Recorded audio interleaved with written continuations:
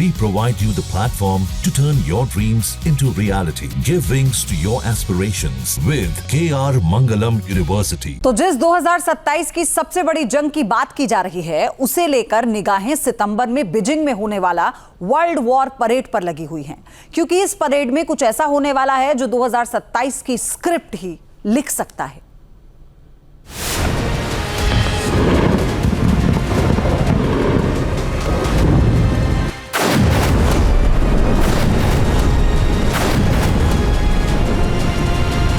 Britain के हवाले से जो खबर आ रही है उसमें नाटो को डर है कि साल 2027 में यूरोप की रूस और चीन से भिड़ंत हो सकती है।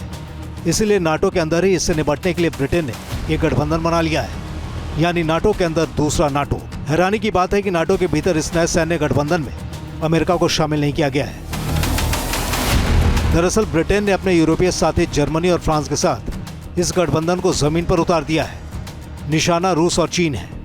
इन तीनों मुल्कों का मानना है कि हालात ऐसे ही रहे तो 2027 में रूस और चीन के साथ जंग लड़ने की नौबत आ सकती है। ब्रिटेन और जर्मनी के बीच हुआ समझौता किसी साझा दुश्मन के हमले की स्थिति में एक दूसरे को सैन्य सहयोग करने से जुड़ा है, जबकि फ्रांस ने खुलकर कहा है कि तीनों देश की न्यूक्लियर पॉलिसी स्वतंत्र रहेगी, लेकिन असामान्य परिस्थिति में एटमी मदद ली जा सकती है।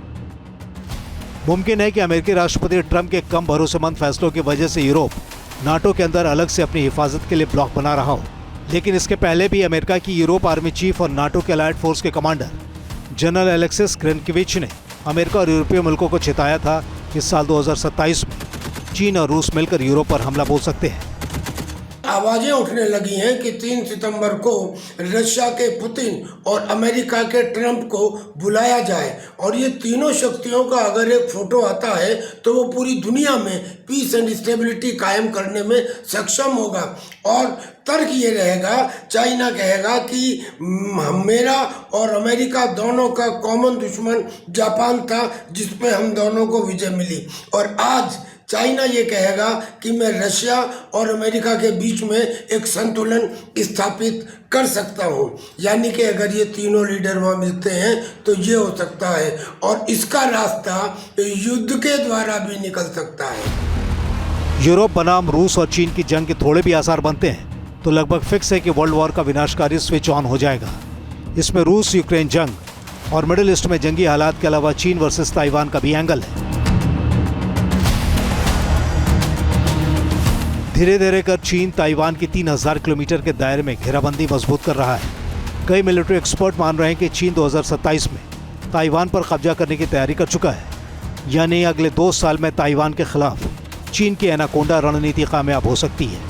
ताइवान स्ट्रेट में चीन कई वॉर एक्सरसाइज को अंजाम दे चुका है, जिसमें चीन की वायुसेना के लड़ाकू विमान ताइवान की हवाई सीमा में घुसपैठ कर चुके हैं और उसकी नौसेना के फ्लीट भी आसपास घूमते रहते हैं। चीन ने ऐसी घेराबंदी की है जिसे भेदना अमेरिकी वॉरशिप और उसके लड़ाकू विमानों के लिए भी मुश्किल साबित हो सकता है। हालांकि सितंबर में चीन वर्ल्ड वॉर परेड करने वाला है। खबर है कि उस दौरान चीन के राष्ट्रपति शी जिनपिंग, रूस के राष्ट्रपति व्लादिमीर पुतिन और अमेरिका के राष्ट्रपति डोनाल्ड ट्रंप को भी न्योता देकर शिखर वार्ता कर सकते हैं।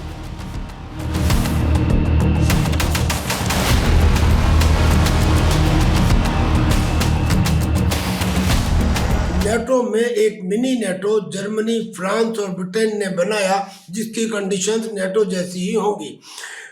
रशिया नेटो के ऊपर अटैक कर सकता है। इसको कैलिब्रेट करते हुए चूंकि अमेरिका इसमें इन्वॉल्व हो जाएगा, लिहाजा चाइना वियतनाम ताइवान के ऊपर अटैक कर सकता है, और ये सिचुएशन 2027 में बनती हुई दिखाई दे रही है। यही यूरोपियन, रशिया और चाइना के बीच का कॉन्फ्लिक्ट है।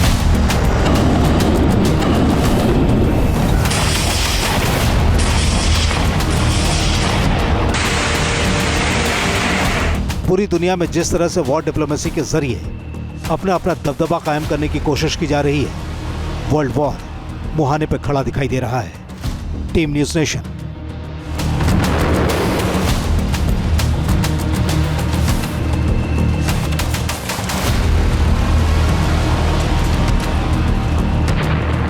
जहां भक्ति है हर शब्द में, कथाओं में छुपे हैं दिव्य रहस्य और ज्योतिष देता है जीवन को दिशा। धर्म से जुड़ी हर बातों को जानने के लिए हमारे चैनल स्तुति को सब्सक्राइब करें।